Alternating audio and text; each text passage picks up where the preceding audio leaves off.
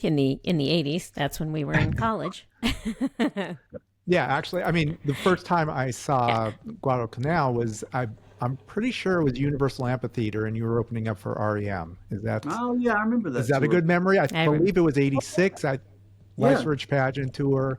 yeah, And that was a lot of fun. I mean, that we were all friends. It worked out. The story of that, if you want it, was I want everything. Come on, Murray, give me it all. Don't hold back.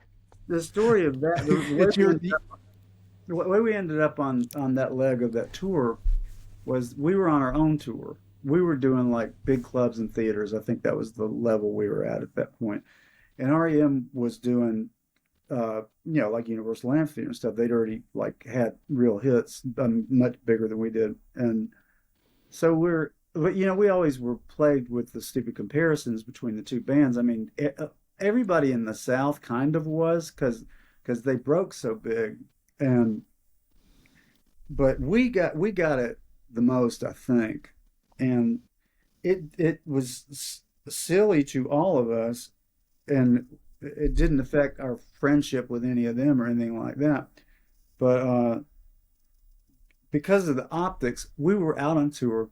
This is a story I'm gonna tell on myself because it was my mistake. We're out on tour, and we're on Electra, right? So we're doing our tour, and our manager, our business manager, is Russell Carter, and Russell and Burtis Downs were friends from college, and Russell had actually done some work for REM, blah blah blah. There's a lot of overlap in the business part of it.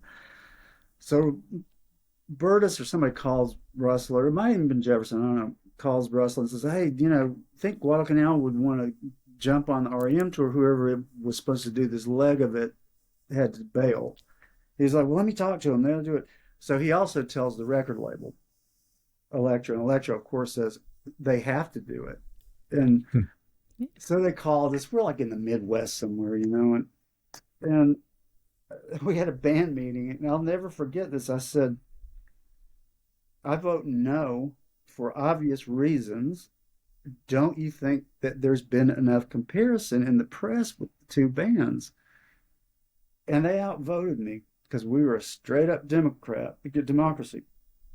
And I gave them this lecture after that. I said, "You people are so ignorant and so stupid and just like nasty, mean, hateful." I mean, I was this far from quitting the band over this. And of course, we did it. It turned out great. All the press we got was like, "Oh, the two bands are nothing alike. In fact, Guadalcanal was great. They did all this." And, we ended up going back for encores, which was rare for opening bands in those days. Touring with them was just like touring with your pals. It was fun. We had a good time. So at the end of the tour, end of that leg, when we went back on our own tour, I called a little band meeting in yet another anonymous hotel room somewhere, and I said, "I'm so sorry. yeah. I'm really sorry. I didn't know what I was talking about, and I'm so sorry I was so mean." They're like, "Yeah, that's fine. We're used to it."